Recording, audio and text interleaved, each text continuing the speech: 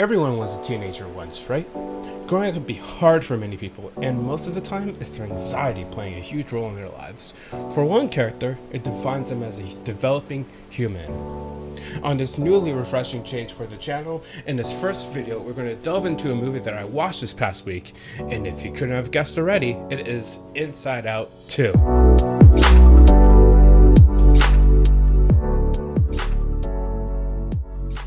Hi everyone, and welcome to the jungle. I'm your host Dave, aka the Avid Video Explorer, and today we're diving into the film Inside Out 2. But before we get into it, let's set some ground rules, I guess. We're going to discuss what the film is about, talk about the story, the animation, editing, and the sound design / music. At the end, we're going to probably talk about was the movie good or bad, and really, lastly, grab your popcorn and your favorite drink because we're going to tear this film apart. If anyone wants to avoid spoilers, skip to my final thoughts. But anyways, let's jump in. Joy, sadness, anger, fear, and disgust had a well-established routine until Riley's adolescence shakes things up, introducing new emotions like anxiety, envy, embarrassment, and ennui. Riley navigates new friendships and challenges of growing up.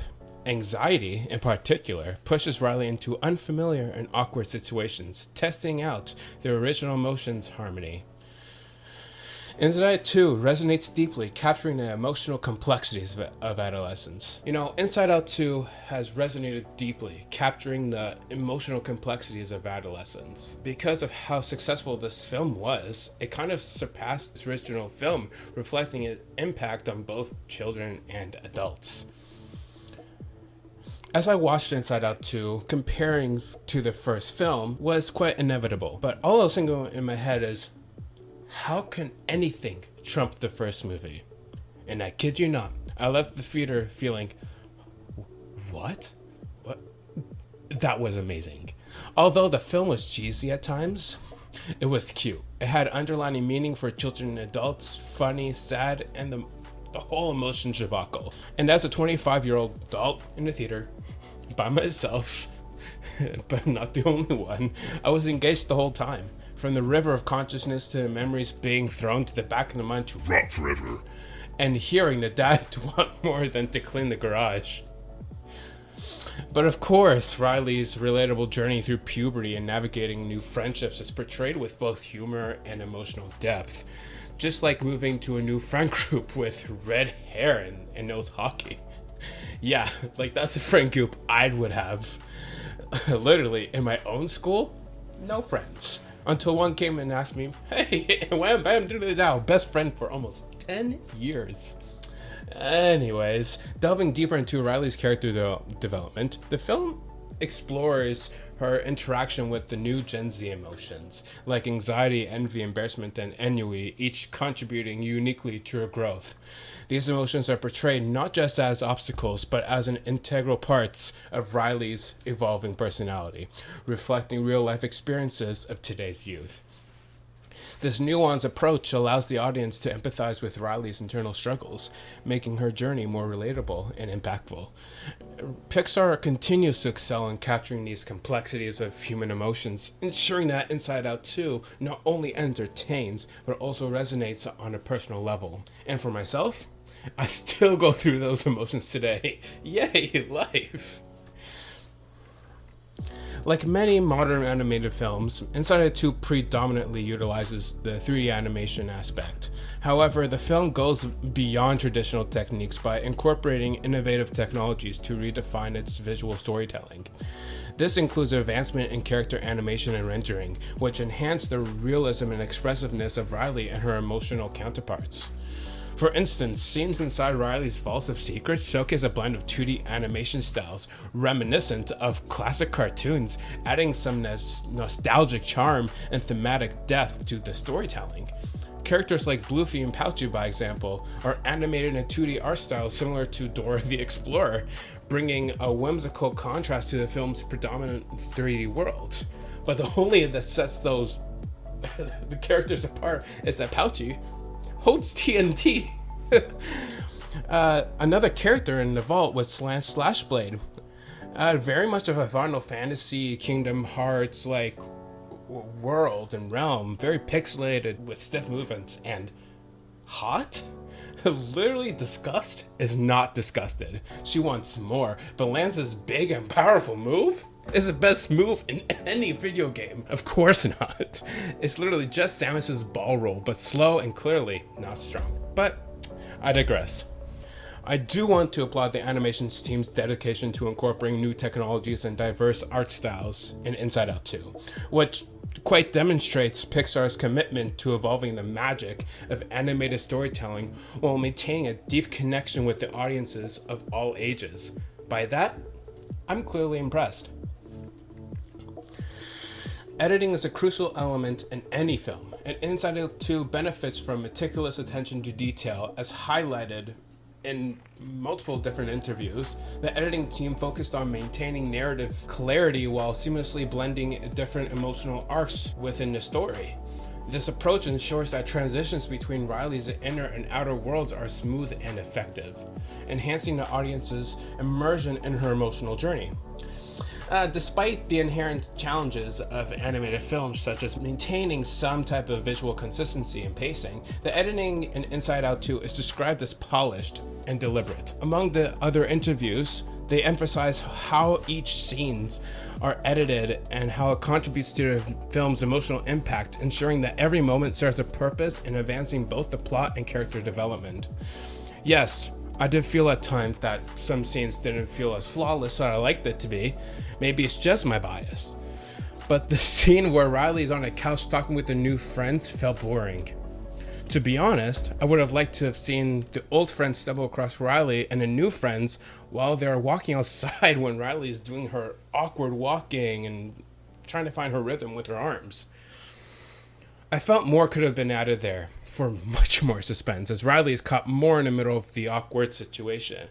Yes, the scene was technically the awkward situation, but it just felt dull and unnecessary. The editing overall in Inside Out 2 did what it can to make us feel a part of Riley's experience.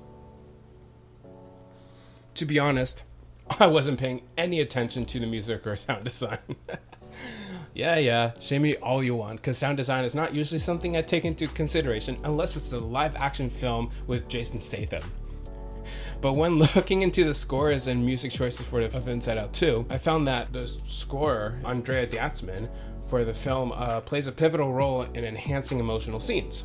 Of course, like any sound design doing well for certain scenes. D.A.V.E's compositions are meticulously crafted to underscore Riley's internal struggles and growth while adding layers of depth to key moments. For instance, scenes like Riley's panic attack in a hockey booth are quite intensified by the use of racing heartbeat sounds and scrambling noises, creating a heightened sense of realism and emotional tension. This strategic use of sound design helps audiences empathize with Riley's journey, making her experiences feel much more intimate and relatable. D.A.V.E's collaboration with the sound team ensures that each musical cue complements the film's visual storytelling, reinforcing the character emotions and thematic motifs throughout Inside Out 2.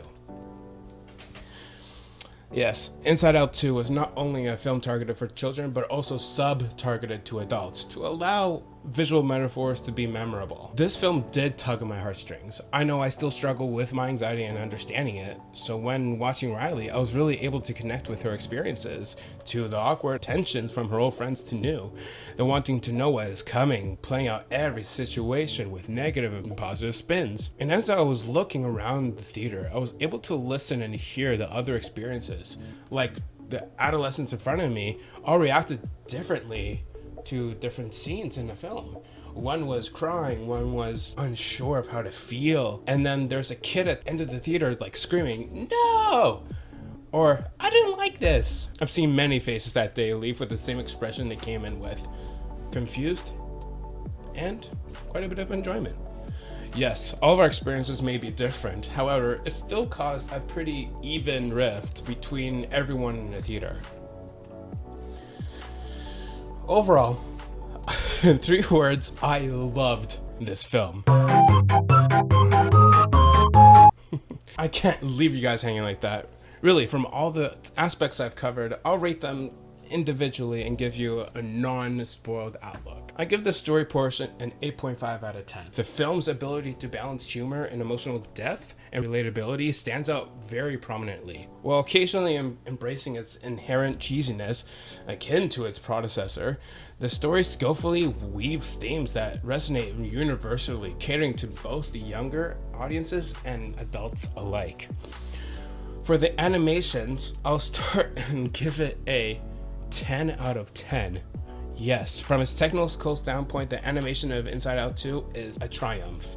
Utilizing a blend of cutting-edge 3D techniques and innovative uses of 2D styles, the film not only captivates visually, but also enriches the storytelling experience. For the editing, I'll give it a 7 out of 10. Critically assessing the editing, while generally seamless, some scenes could benefit from tighter pacing and more dynamic transition to sustain some type of momentum. Nevertheless, these minor critiques do not overshadow the film's overall impact and resonance achieved in exploring the complexities of adolescence and personal growth. For sound design and music, I'll give it 7 out of 10. The film's sound design, led by Andrea Dantzman's evocative score, plays a pivotal role in enhancing quite big moments, grounding the audience in Riley's emotional turmoil.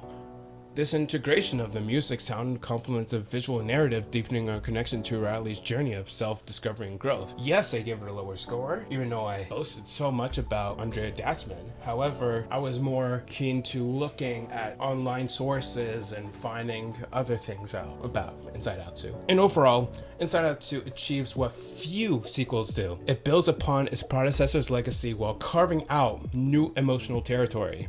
With an average rating of 8.1 out of 10, yes, I did the math, I enthusiastically recommend this film to viewers of all ages seeking a heartfelt exploration of life's transitions, wrapped in Pixar's trademark blend of wit, warmth, and wonder. Or alternatively, if you want a cheesy story to watch and leave crying, sure, then I recommend. Or if you just want to be friends, not alone or alone, it's a good film to vibe to. It's fantastic. Anyways, guys, thank you for joining me in the cinematic journey through the colorful realms of Inside Out 2. Until next time, stay tuned for more explorations into the world of film and video games.